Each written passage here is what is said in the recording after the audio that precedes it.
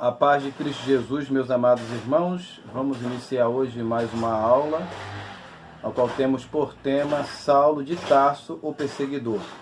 E vamos comentar um pouquinho sobre a vida dele, o que ele fez, como ele se comportou, e isso para servir de base para o nosso estudo de domingo da escola dominical. Mas antes vamos ler o nosso texto áureo, que diz assim: E Saulo, respirando ainda ameaça e morte contra os discípulos do Senhor, dirigiu-se ao sumo sacerdote. Então, o Paulo aqui, segundo o versículo inicia, ele respirava ameaça. Isso registrado em Mateus capítulo, em Atos capítulo 9, versículo 1. Mas primeiro eu quero aqui comentar sobre o significado do nome de Paulo. Primeiro precisamos lembrar o seguinte, que o nome de Paulo é o mesmo nome do rei Saul,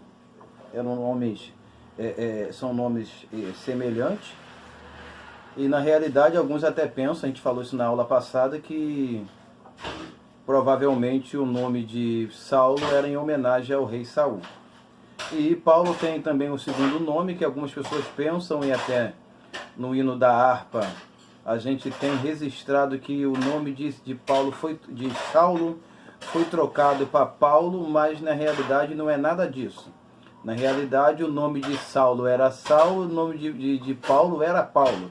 Ou seja, Paulo se chamava Saulo e se chamava Paulo, não teve nenhuma mudança e alteração. Na realidade, o que acontece é que a partir de um tempo, o escritor, o Lucas, o doutor Lucas, ele passa a chamar mais Paulo do que Saulo. Não tem depois mais citação do nome Saulo depois do capítulo 15 em diante. Só quando ele retrata no capítulo 22, no capítulo do 22 em diante, que ele retrata o chamado dele quando Jesus o chamou. Aí a gente tem a citação do nome Saulo, mas depois disso a gente não tem nenhuma citação direta referente ao seu nome. Então o significado do nome de Saulo é aquele que é desejado ou solicitado, e Paulo é aquele que é pequeno ou de baixa estatura. E vale se pensar, e a gente não tem isso uma certeza, até mesmo que as escrituras não nos apontam isso, alguns nomes, quando as pessoas são apelidadas por característica pessoal, as escrituras ela fala, chama de cognome. Mas quando não acontece isso, a gente não pode afirmar. Mas Saulo, como é significado de desejado, solicitado, pode também ser também um dos objetivos de Deus ter chamado, escolhido esse homem para ser um dos representantes da obra missionária e da propagação da palavra do Senhor. Então, a gente tendo isso de fundo, o significado do nome de Paulo, a gente começa falando sobre o Saulo de Tarso, o perseguidor. Então, a gente inicia assim, que Paulo, hoje eu não vou me deter muito em ler, por causa da gente até ocupar um pouquinho menos de tempo. Mas Paulo, ele consentiu com a morte de Estevão. E a gente tem que observar a seguinte coisa. A gente, quando nós lemos nas escrituras, consentiu, a gente pensa o seguinte, que Paulo consentiu, que Paulo tinha autoridade, era o líder do Sinédrio, era líder do grupo dos fariseus, era o líder do grupo ali, e ele consentiu. Não. Paulo consentiu, a gente apoiando-se com outras passagens, consentiu no sentido de estar participando, ele estava ali junto com aquelas outras pessoas, não como se ele tivesse autoridade acima dos demais. Por que isso precisa ser elucidado? Porque quando se lê e o que a gente ouve é como se Paulo já com jovem ali, não jovem com 16, 17, 18, 19, 20 anos, mas jovem com 30 anos, 30 alguma coisa, porque naquela época uma pessoa com 30 anos era jovem.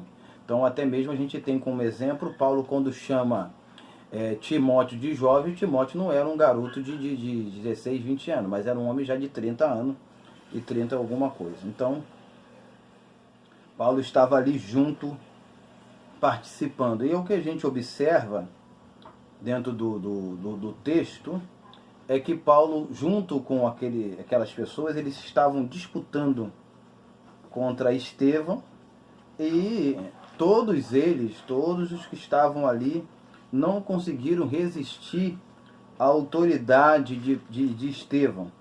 E Estevão, ele era um homem, como diz a Escritura, até no início da discussão, no capítulo 6 de Atos dos Apóstolos, um homem cheio de fé, sabedoria e cheio do Espírito Santo. Então, um homem cheio do Espírito Santo é impossível a humanidade ou as pessoas conseguirem resistir. Então, tanto Paulo e tantos demais companheiros perderam de lavada diante da autoridade do jovem, o homem de Deus, Estevão.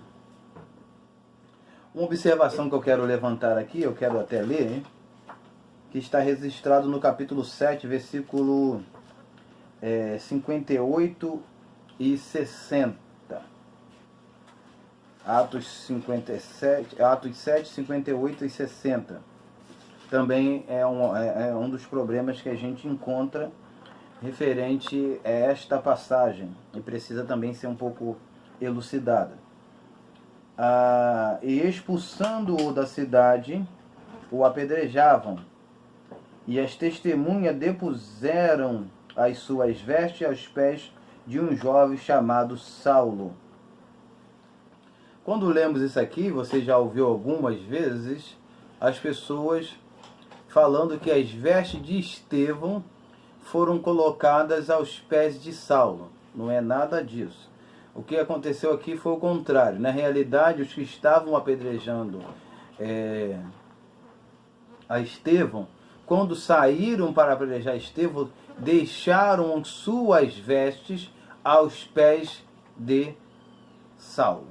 Entendido? Porque pela leitura rápida e até por alguns comentários que a gente tem, as pessoas falam errado, e esse texto na realidade não está pautando isso. O texto está falando simplesmente que não foi as vestes de Estevão que foram recebidas, mas foram as vestes das pessoas que estavam apedrejando a Estevão. Então no versículo 60 diz assim: pondo-se de joelho, clamou com grande voz: Senhor, não lhe impute esse pecado. E tendo dito isto, adormeceu. Então Estevão, ele, mesmo sendo apedrejado, ele intercede pelas pessoas que o perseguiam, estavam lhe apedrejando ali e lhe causando a morte. E isso aqui vale nós já abrimos a nossa atenção para um precedente importante. Saulo de Tarso, ou Paulo, ele matou algumas das pessoas a qual ele prendeu e perseguiu? Mais para frente nós vamos tocar sobre isso. Então aqui nós falamos sobre a forma de perseguição de Paulo, que é iniciada com a perseguição maior, com o consentimento e a participação dele com a morte de Estevão. Segundo, quem Paulo perseguia? Paulo, ele perseguia todo o tipo de gente, todo tipo de cristão. Mas primeiro a gente precisa lembrar o seguinte: para ele começar a perseguição, ele precisava de autorização do sumo sacerdote ou dos príncipes dos sacerdotes. Quando fala príncipe dos sacerdotes, está dizendo simplesmente que havia um grupo, um colégio, vamos dizer assim, de sacerdotes, porque os sacerdotes eram depostos na época dos apóstolos de Cristo, na época de Jesus, com um ano de exercício. Roma todo ano trocava, mas o título de sumo sacerdote permanecia sobre aquele indivíduo. Então, o que a gente tem é um grupo de sacerdote ou sumo sacerdote. Então Paulo tanto recorria ao sumo sacerdote legal, que era daquele ano, e tanto o grupo de sacerdotes que existia naquela época. Então Paulo perseguia em Jerusalém tanto homens e tanto mulheres. E nessa perseguição que Paulo realizava, ele praticava algumas coisas. Ele maltratava essas pessoas, e isso vai ser a causa de um fato mais para frente que nós vamos citar. Então Paulo, ele com a sua gangue, eles não assim simplesmente prendiam, mas eles atacavam aquelas pessoas, se comportava com aquelas pessoas com requinte de crueldade. Ele agia com maldade, ele agia com desamor. Então ele agia com um comportamento que era extremamente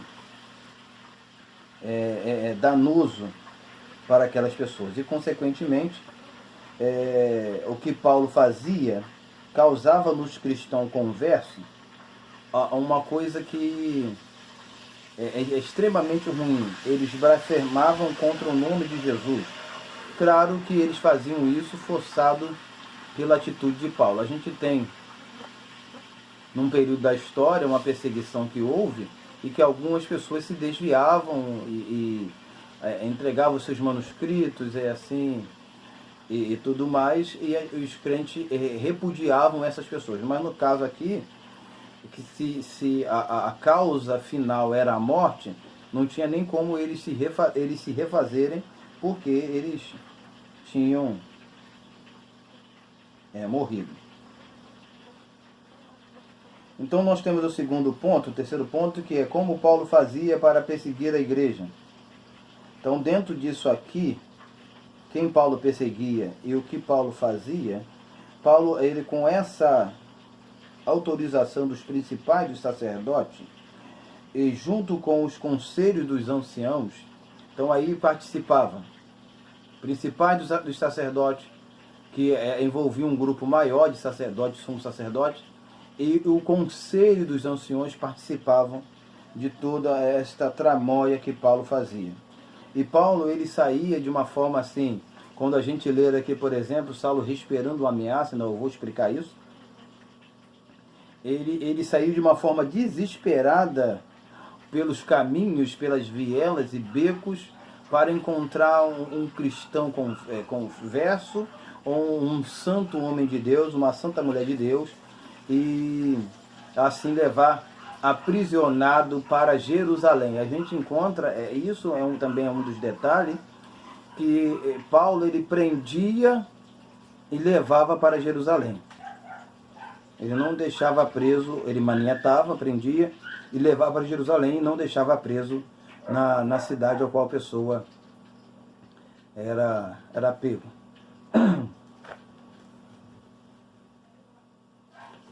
E isso provavelmente, esta andância por cidades e todos esse espaço, Paulo ele conheceu diversas cidades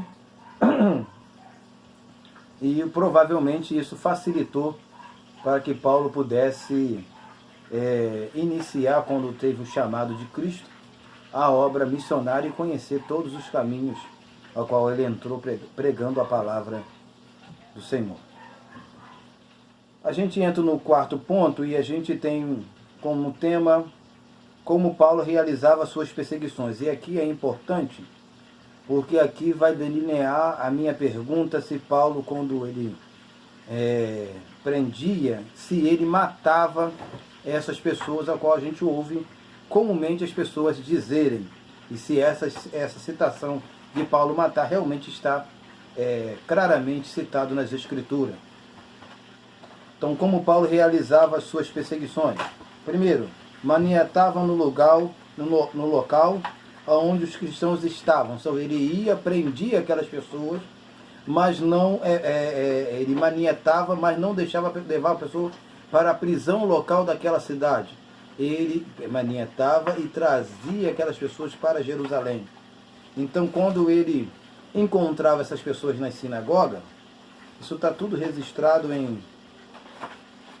em Atos capítulo 22, 5, e está registrado isso aqui.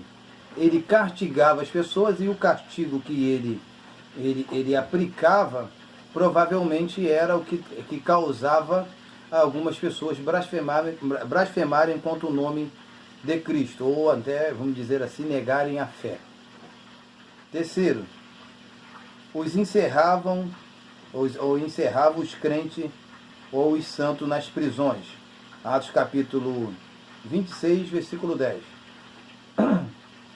Então a gente tem aqui registrando que Paulo manietava, castigava e encerrava nas prisões. Mas o que nós queremos aqui levantar o ponto maior é se Paulo matou alguns dos seus presos. Então a gente precisa pensar o seguinte: será que os versículos que nós temos nas Escrituras citam isso diretamente? Porque quando nós olhamos para Atos capítulo 9, a gente não tem registrado isso.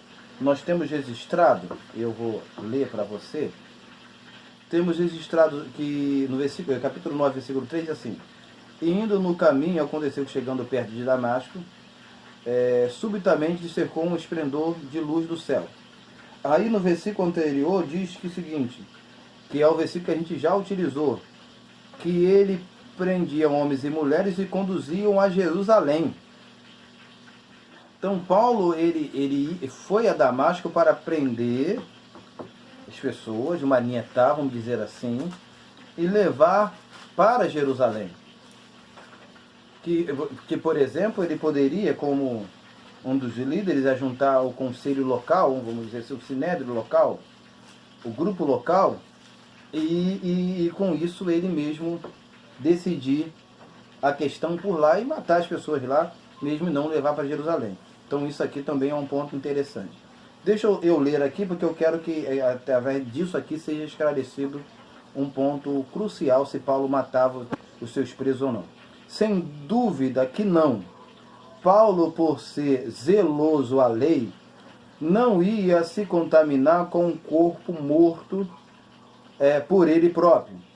Até mesmo que nenhuma das passagens fala que ele matou alguém. Nenhuma das passagens fala que ele matou alguém. Nós temos, por exemplo, Atos capítulo 9, versículo 2. Nós temos, por exemplo, Atos capítulo 22 e 26. Nós vamos chegar lá. Então não temos nenhuma passagem que diga que Paulo matou alguém. O que Paulo fazia em relação aos mortos, ou seja, as mortes dos santos, era, primeiro, votava contra eles, ou seja, em favor da morte deles. E nós vamos ler isso no capítulo 26. Capítulo 26, versículo de número 10. Diz assim: o que também fiz em Jerusalém, e havendo recebido o poder dos principais dos sacerdotes, encerrei muitos dos santos nas prisões. Encerrei muito dos santos nas prisões. Isso aqui está claro no texto. E quando os matava, esse os matava não está falando relacionado a ele, os matavam, eu dava o meu voto contra eles. Aí Paulo, no versículo 11, recita de novo: e castigando-os muitas vezes por todas as sinagogas, os obriguei a blasfemar, e enfurecido demasiadamente contra eles, até as cidades estranhas os perseguia. Então o que Paulo cita como sendo um ato dele, não é a morte, mas ele castigar, ele prender.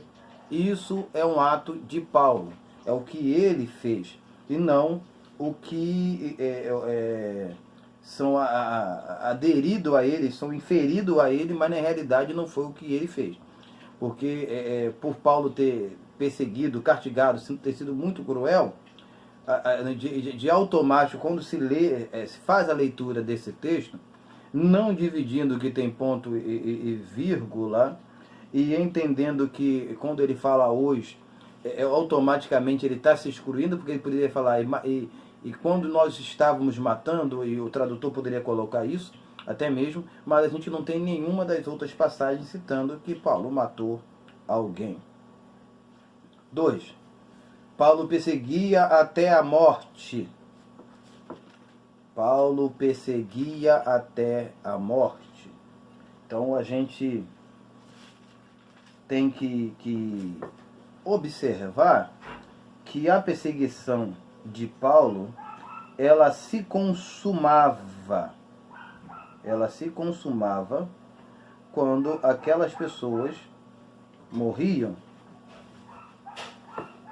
E nós vamos ler aqui em Atos capítulo 22, versículo 4. Perseguia este caminho até a morte, prendendo e metendo em prisões tanto homens como mulheres. Então, o que Paulo fazia? Paulo perseguia até a morte. E esse perseguir até a morte está simplesmente aludindo à ideia de que, depois que morria, como que ele iria continuar perseguindo? Não tem lógica, não tem sentido. Então ele está falando que perseguia, prendia, e quando aquela pessoa morria, acabou a história, não tem mais, não existe perseguição a morto. Vai o quê? Perseguir no céu? Vai perseguir no inferno? Não existe isso. Então, Paulo aqui, tanto esta passagem e tanto a outra, está retratando que Paulo, ele levava preso, e a gente tem que observar que havia um conselho. Então Paulo não era um carrasco, tá? Porque carrasco é ser um profissional que trabalhava nesta área, realizando este feito de matar, e Paulo, pelo que ele se preparou, pelo aquilo que ele se formou, estudou, ele não era um carrasco. Então a função dele era simplesmente prender, castigar e não matar. Até mesmo, como eu já citei, sendo um judeu zeloso, ele não ia se contaminar com sangue de qualquer tipo de morto, mesmo sendo conotado por ele ou por alguns como aquele grupo de pessoas sendo hereges. Tá? A Bíblia não, no Antigo Testamento, e ele seguia o Pentateuco, apontava sobre isso e apoiava isso. Então ele não ia fazer dessa forma. Então a gente entendendo isto, fica extremamente claro a ideia de que Paulo, se realmente Paulo matou algum dos seus presos. 3. E estamos entrando para a conclusão já. Quando Paulo, em 1 Timóteo, eu vou ler com vocês, tá? Em 1 Timóteo, capítulo 1, versículo 3.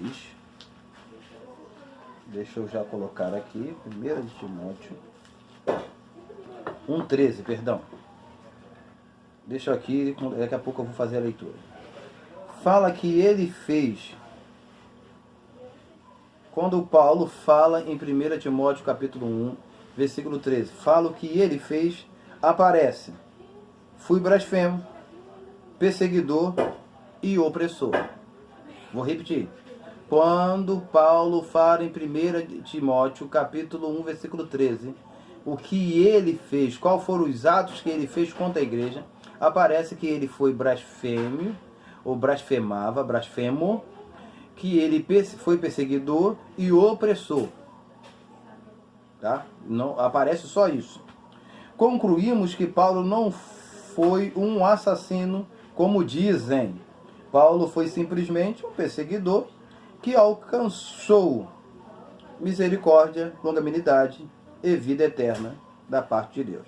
Então, isso tudo está baseado, o que eu acabei de citar agora, em 1 Timóteo capítulo 13, versículo 16. 13 e 16 foi o que eu parafraseei aqui. E eu vou ler e assim terminar o nosso comentário da escola dominical. Versículo 13. A mim, que dante fui blasfemo e perseguidor e opressor, mas alcancei misericórdia, porque eu fiz ignorantemente na incredulidade. Versículo 16. Mas por isso alcancei misericórdia, para que em mim, que sou o principal, Jesus Cristo mostrasse toda a sua longanimidade, para exemplo dos que haviam de crer nele para a vida eterna. Não encontramos nas Escrituras nenhuma passagem que apoie que o apóstolo Paulo matou qualquer um dos seus presos. O que temos, e eu termino aqui a minha fala, é Paulo votando a favor da morte deles e consentindo, ou seja, na participação. Claro que quem participa também mata, mas numa forma ativa, uma forma direta, não temos nenhuma passagem que apoie essa ideia. Então leia os textos, veja as referências, e se você porventura encontrar alguma outra passagem que fala diretamente ou aluda de uma forma clara e expressiva que Paulo matou, deixe no comentário do vídeo aqui, para que a gente possa analisar, se havendo necessidade a gente comentar na nossa próxima aula. Que Deus nos abençoe, vamos orar e agradecer ao Senhor para que tenhamos uma boa e excelente aula. Senhor Deus, em nome de Jesus, continua abençoando e prosperando as nossas vidas, nos dando graça, nos dando entendimento, que este professor e essa professora possa entender a vontade do Senhor, entender aquilo que o Espírito de Deus tem chamado para a vida dele, e este conteúdo possa ser aplicado como parte de subsídio teológico, e com isso ele possa ter uma excelente aula para a glória do nome de Jesus. Muito obrigado a Deus por tudo que o Senhor tem nos ensinado até aqui, para a glória do nome do Senhor Jesus. Amém e amém. Que Deus lhe abençoe e tenha uma excelente aula em nome de Jesus. Amém.